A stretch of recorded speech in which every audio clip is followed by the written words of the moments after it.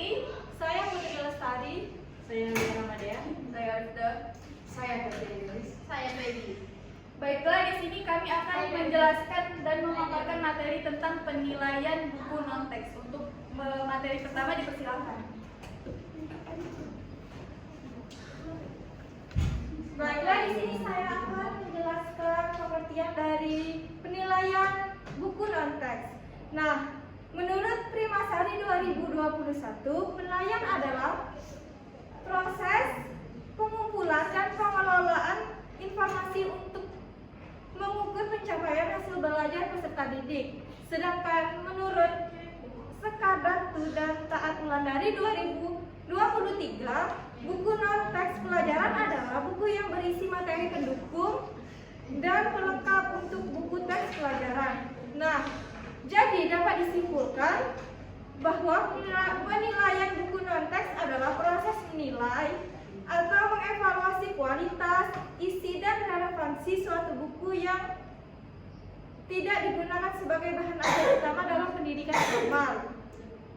Nah, proses penilaian ini bertujuan memastikan bahwa buku non-teks yang digunakan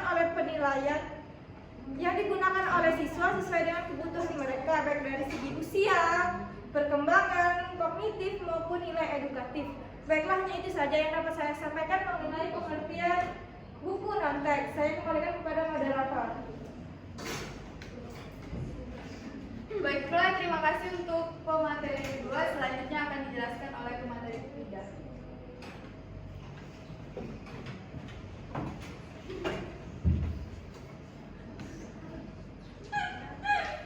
Untuk tujuan dari penilaian itu secara spesifik ada menilai kualitas, kemudian ada menilai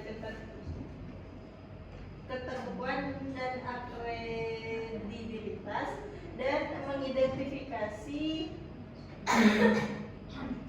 dengan tujuan pembelajaran.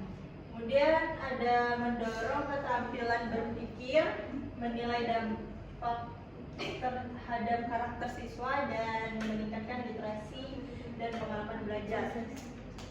Saya kembalikan ke moderator.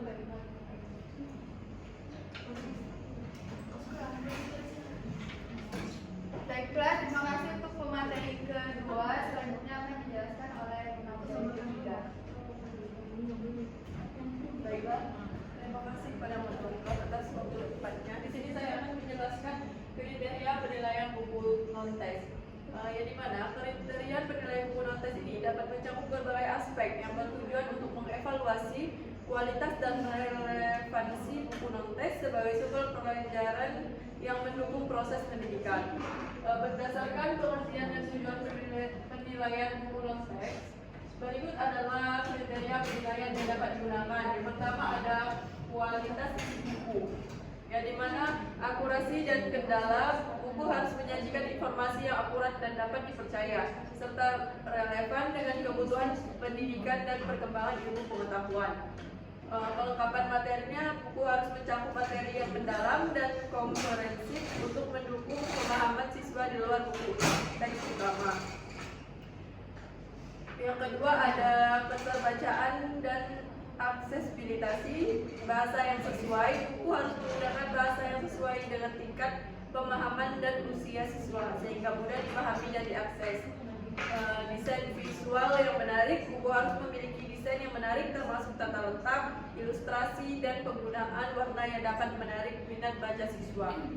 Yang ketiga ada kesesuaian dengan tujuan pembelajaran, mendukung pengembangan keterampilan kognitif, yang dimana buku harus dapat membantu siswa mengembangkan keterampilan berpikir kritis dan pemecahan masalah. Pengembangan karakter, buku non-teks harus berfungsi sebagai alat untuk membangun karakter siswa seperti nilai-nilai moral, etika, dan sosial yang positif. Yang keempat ada kemampuan mendorong imajinasi dan berpikir kritis, yang dimana stimulus imajinasinya harus menyajikan konten yang dapat merangsang imajinasi siswa seperti cerita kreatif, visualisasi yang menarik, atau simulasi yang menantang. Baiklah, selanjutnya saya kembalikan ke moderator. Baiklah, terima kasih untuk pemateri ketiga. Selanjutnya akan dijelaskan oleh pemateri keempat. Baiklah, selanjutnya saya akan menjelaskan tentang dampak terhadap pengembangan karakter siswa. Baiklah, yang pertama pembentukan nilai positif, yaitu buku non-teks harus menyajikan nilai-nilai yang dapat memperkuat karakter siswa seperti empati, tanggung jawab, keberanian, dan kerjasama.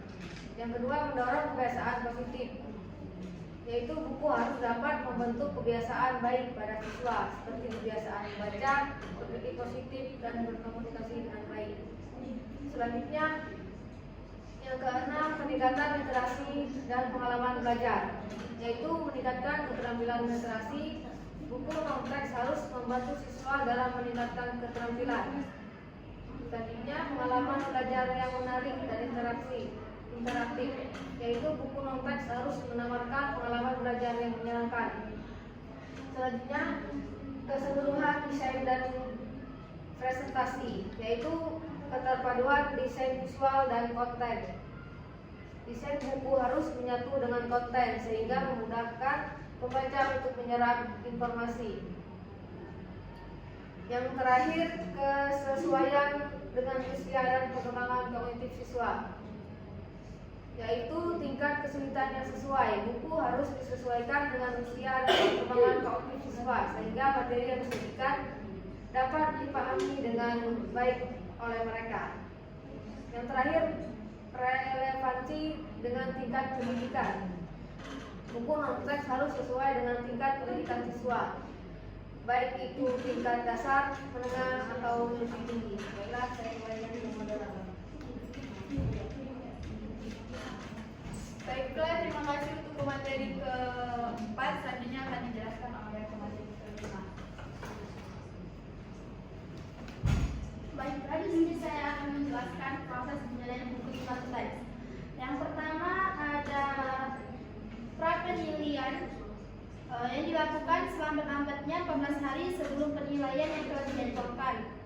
Terus ada dua penilaian. Penilaian ini ada dua tahap. Yang pertama, tahap pertama dilakukan oleh ahli materi dan ahli pembelajaran yang relevan untuk menilai buku dengan aspek materi dan kelainan penyajian.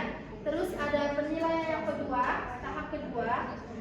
Tahap kedua ini dilakukan oleh ahli desain dan grafis. Ahli desain ini bukan elektronik untuk menilai kualitas buku dari aspek desain dan grafis, tampilan elektronik. Penilaian dilakukan terhadap naskah buku yang siap cetak. Terus yang ketiga ada penentuan hasil penilaian tahap 1 dan tahap 2, yang dimana penentuan hasil penilaian dilakukan dalam rangka pleno, bukan buku non-teks yang dinyatakan lolos penilaian akan disusulkan sebagai buku non-teks yang layak digunakan dalam satuan dan atau program pendidikan. Terus yang keempat ada pelaporan hasil penilaian. Di sini pelaporan hasil penilaian pusat perbukuan menyampaikan usulan buku non-teks yang layak kepada Kepala Badan Standar Kurikulum dan Asesmen Pendidikan untuk ditetapkan pelayanan penggunaan pada satuan atau program pendidikan oleh Menteri. Itu saja yang saya sampaikan. Ya.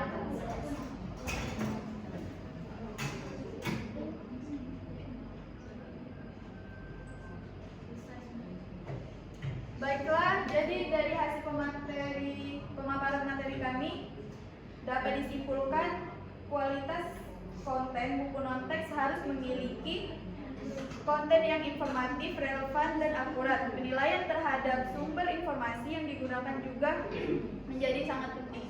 Mungkin hanya itu saja yang dapat kami sampaikan. Kami akhiri dengan wabillahi taufiq wal hidayah. Wassalamualaikum